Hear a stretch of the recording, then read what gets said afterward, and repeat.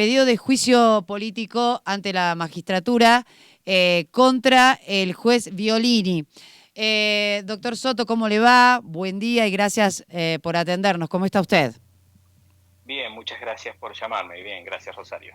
Bueno, doctor, primero, obviamente, me imagino que el pedido de Yuri tiene que ver con la firma de un habeas corpus colectivo para otorgar beneficios a detenidos, ¿no?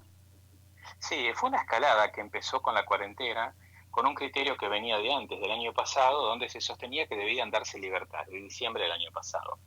El doctor Violini firmó también en solitario, a principio de la cuarentena, una orden para que todos los presos de la provincia de Buenos Aires, el 80% de los presos de todo el país, más de 40.000, Ujú. 43.600, una cifra que va variando, pero es esa, Sí. usaran celulares libremente en sus unidades, en las celdas, sin control y con libre horario. Nos opusimos de Usina de Justicia diciendo que iban a amenazar a víctimas, iban a organizar motines, a los 2 días amenazaron a Píparo, y a los 3 días organizaron motines.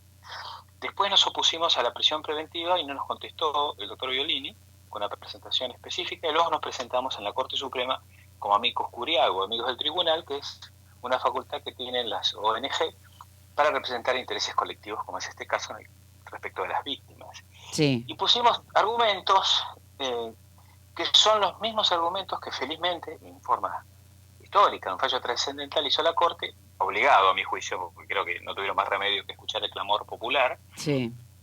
estableciendo que lo que hizo Violini está mal, ahora le digo por qué está mal, y que debían escuchar a las víctimas. Y esto por primera vez implicó un reconocimiento judicial, nunca había pasado, del derecho de las víctimas. Y le agrego yo, el derecho humano, porque proviene de un tratado de derechos humanos, el Pacto de San José de Costa Rica. Jamás había pasado esto. Pero esos mismos argumentos que le pusimos a la Corte y que aceptó la Corte son los que motivaron el pedido de juicio político, justamente. Claro. Está bien.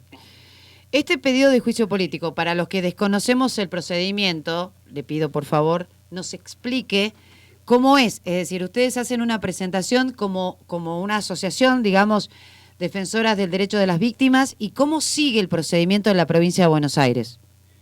Sí, sí, quien hace la presentación es Usina de Justicia. Yo soy el abogado, soy el Sí. técnico, lo preside Diana Cohen de Agre y somos mucha gente que le integramos porque representa a las víctimas, fundamentalmente de homicidios y femicidios.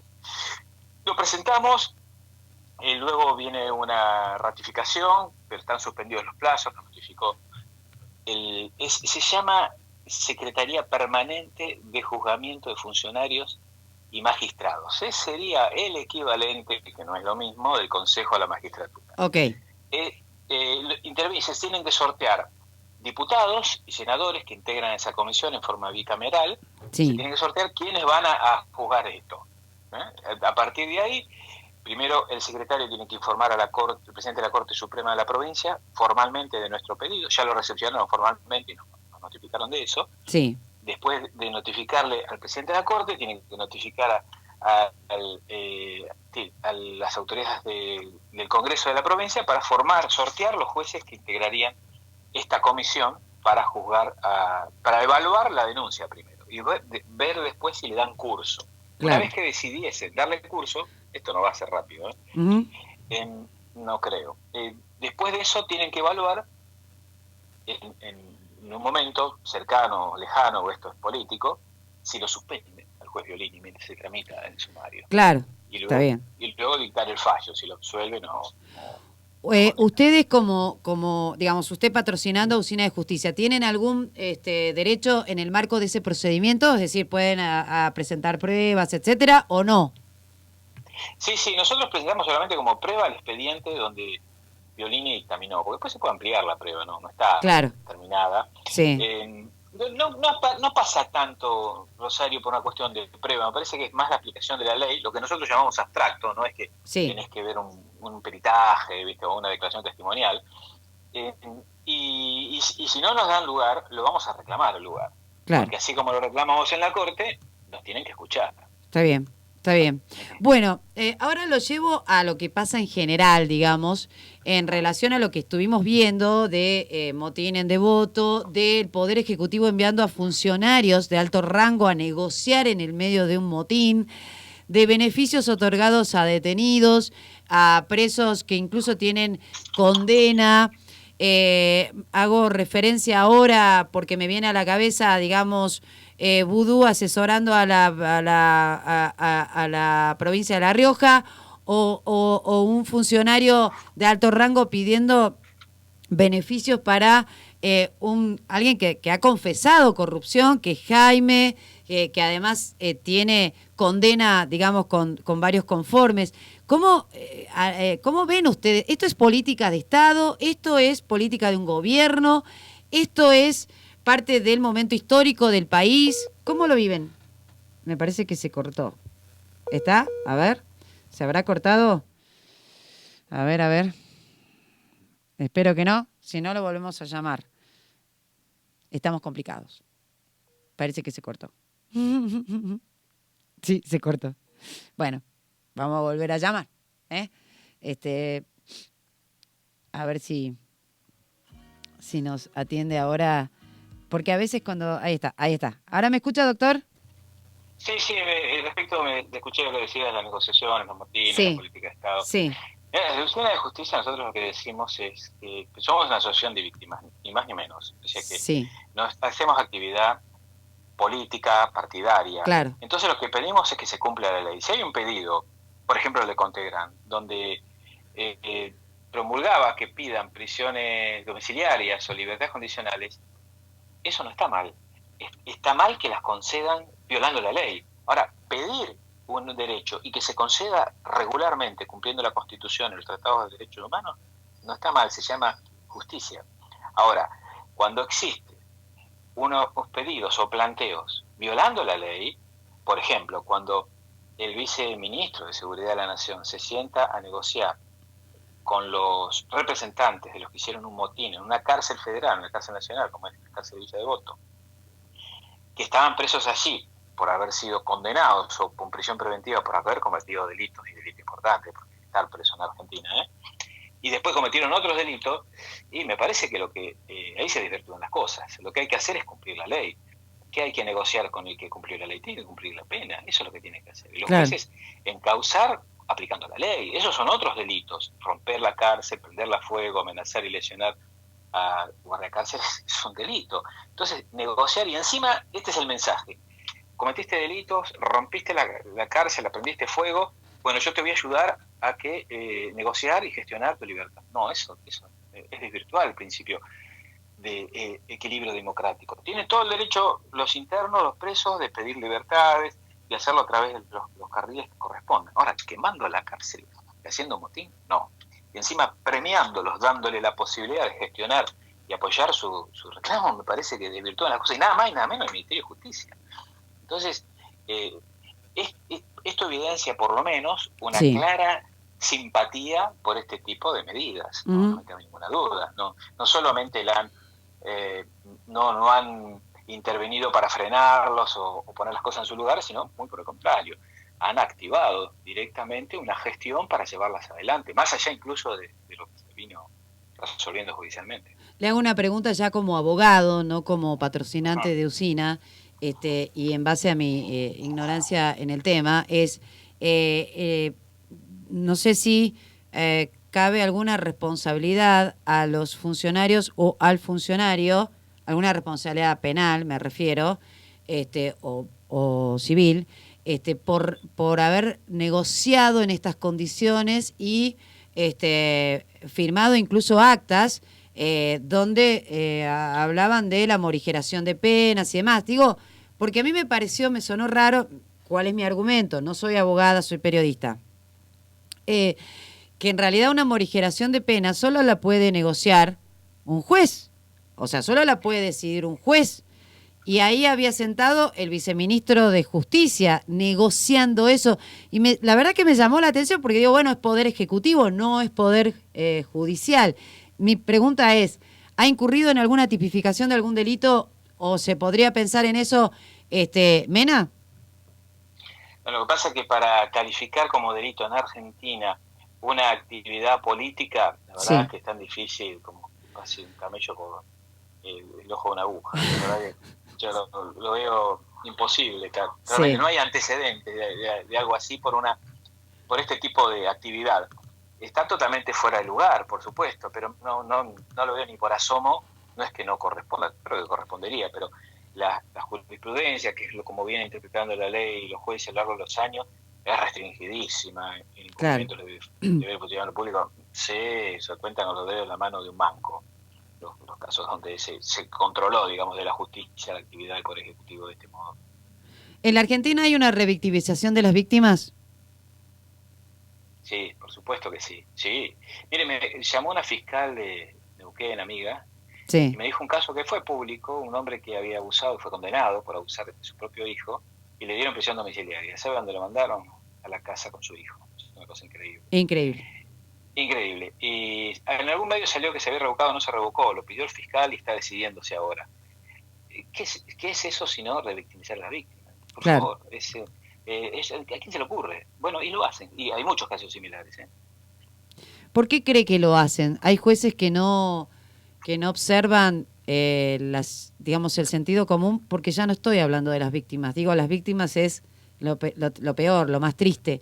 Pero digo, ese es un poco de sentido común. Yo, no sé, el sentido común me indica que que no podría mandar, digamos, a alguien que violó a un niño, volver a mandarlo a la casa donde está el niño. Es sentido común, ni siquiera el derecho, digo, ¿no? ¿Por qué cree que pasa Sí, esto? sentido. Porque hubo una escalada en las últimas décadas, ¿no? O sea, en los últimos años, donde fue una tendencia, a mi juicio, totalmente desproporcionada, desequilibrada entre los derechos humanos de un sector de la sociedad, y particularmente para las personas detenidas, como si las demás personas no tuviéramos derechos humanos o no les pertenecieran, o tuvieran privilegio ellos por haber cometido delitos. Y entonces, en la práctica judicial, Rosario, cuando examinan un expediente, los jueces no siempre leen los expedientes, no Ajá. dejan de leer los diarios, pero no siempre leen los expedientes. Entonces, resuelven, hay una voluntad, yo le llamo una decisión, y una negligencia terrible, porque, por ejemplo, hubo un caso, no por el COVID-19, pero que le dieron la libertad en capital y sin cumplir 24 horas se saltó un caballito al local de la Díaz Fredo, Sí. salió, circuló por WhatsApp, insultaba, pateaba las sillas cuando hicieron la audiencia. ¿Sabe qué domicilio tenía ese hombre? En la calle. Dijo, no, yo vivo en situación de calle. Ok, le damos la libertad. ¿A dónde lo van a notificar? Pues si tiene que ser habido para una detención o para hacer una audiencia. ¿Dónde lo van a notificar? ¿Dónde dice que puede tener domicilio en la calle? En ningún lado, está prohibido. Tiene que tener un domicilio real y verificado. Entonces así fueron escalando y le importó tres cominos. Ni miran, ¿dónde? Dale domiciliaria, listo, ya está. Nadie levanta la voz y le dice, mire doctor, juez, Claro. secretario, por un empleado, mire que no convendría que viva en otro lado. Nadie lo hace, no les importa. Si lo hubieran visto, yo creo que hubieran tenido una precaución, calculo yo, porque también queda por pensar que dice, bueno, vayan a la casa, porque el hijo era mayor de edad, por ahí dijeron, bueno, como total ya mayor de edad, no importa. Claro. Había 5 menores en la casa, además del hijo abusado, Dios mío. había 5 menores. Y entonces, ¿por qué hacen eso? Y yo creo que fueron alejándose, no todos los jueces, son minoritarios a mi juicio, y no mayoritarios, pero hacen tanto perjuicio a la sociedad que es peligrosísimo. Han ido alejándose de lo que es la ley, la Constitución, y fueron creando leyes. Fíjese que Violini creó una categoría, delitos leves y delitos graves. ¿Dónde está esa categoría? En ningún lado, no existe. ¿Qué es leve? Para algunos, por ejemplo, que un motochorro golpee y arrastre a una persona es leve, porque son lesiones y hurto. ¿Es leve eso? ¿Es realmente leve? ¿Qué categoría es esa? Bueno, él la Claro. puso así. Claro, y encima, perdón, me extiendo un poco, pero No, me encanta. encima le pido que lo lean, a quien quiere lo busque. No es tan difícil encontrarlo, el fallo de Violini, el de Violini, ¿no? Antes de la Corte Suprema, el de Casación de Provincia de Buenos Aires. En el punto 6C y 6B, él establece, encomienda, usa este verbo, encomienda a los jueces que de oficio, es decir, por su propia voluntad, revisen las prisiones preventivas que dieron, que había que resguardar a la víctima. No, hay que avisarle antes, lo dice la ley nacional, los tratados internacionales. Sí, claro. Pero miren qué casos, en casos de violencia de género, de abuso sexual, violaciones y de homicidio. No lo digo yo, lo dice él. No me crean, léanlo, lean ese punto. Entonces él después dice en los medios, no, nunca fue para delitos graves. Primero que no existen grave y leve. Todos coincidimos que no hay más grave que esto porque tienen las penas más altas del Código Penal. Obvio. Pero él encima promovió que le dieran la libertad. Entonces después dice, no fue para delitos graves. Es mentira. Una cosa es lo que dice, otra lo que firmó. Claro. En periodismo se dice los hechos son sagrados, las opiniones son libres. Así es. Yo a los jueces le presento hechos. Y nosotros tenemos una interpretación de la ley, pero hay que aplicarla. No podemos interpretar, pero hay que aplicarla. Y los hechos son sagrados. Los hechos es lo que firmó Violini. Esto es lo que él hizo. Entonces ahora nos van a atacar, la Oficina de Justicia, yo soy un técnico. Sí. Nos van a atacar porque es la primera vez, Rosario, que se pone en el tapete los derechos humanos de las víctimas. Nunca existió. Es muy...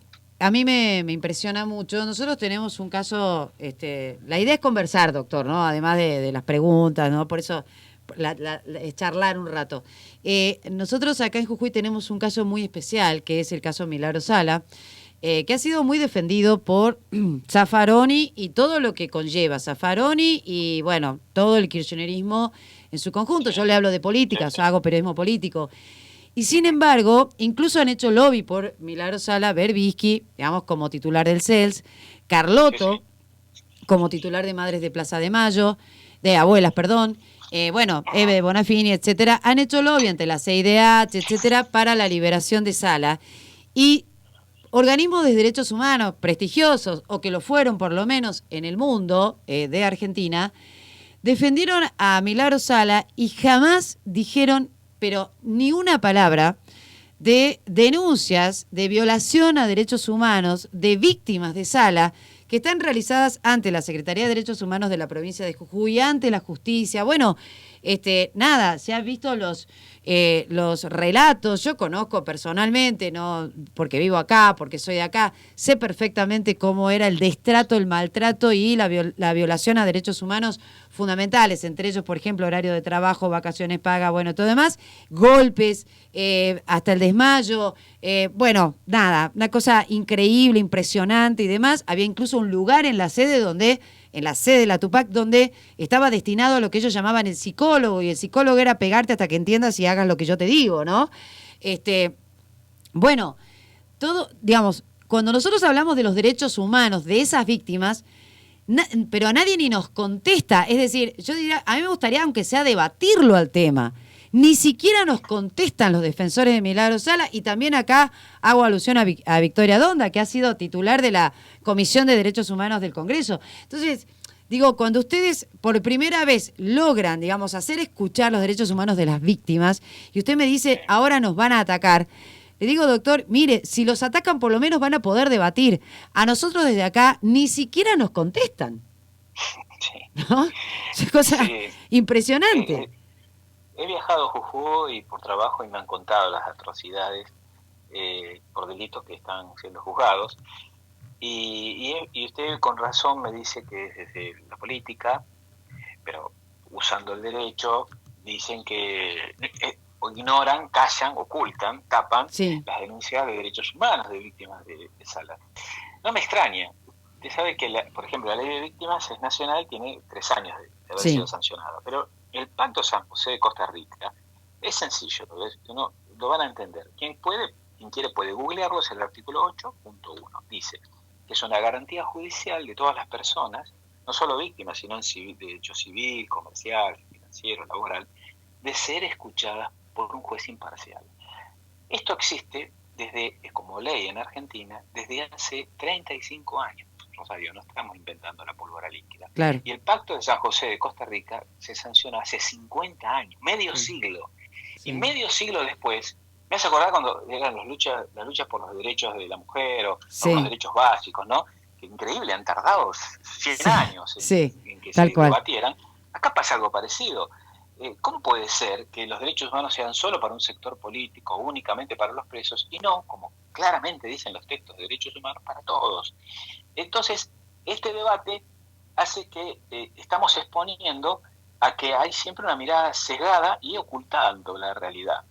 La realidad es esta: los derechos humanos son para el peor de los delincuentes presos, es para ellos, por supuesto, es para Sala, pero es también para las víctimas. Entonces, tienen que ser escuchadas en igualdad. No pueden darle prioridad a alguien porque cometió un delito. Eso es disparate. Muy bien, doctor Fernando Soto, patrocinante de Usina de Justicia, yo le agradezco estos minutos en los que hemos conversado y por supuesto seguramente vamos a seguir charlando porque creo que va a dar para largo todo este tema de los derechos humanos de las víctimas. Le agradezco realmente de todo corazón y que esté muy bien, cuídese. Gracias, muchas gracias, cuento con la voz que ustedes nos pueden dar, que dan a Usina de Justicia, porque yo, insisto, soy un técnico, pero son las voces de los que no tienen voz. Así que muchas gracias, Rosario. Gracias. A usted, doctor. Muy bien, el doctor Fernando Soto, patrocinante de Usina de Justicia y los derechos humanos de las víctimas. Ya volvemos. No te quedes afuera. Subí que te llevo y ¡que viva la Pepa!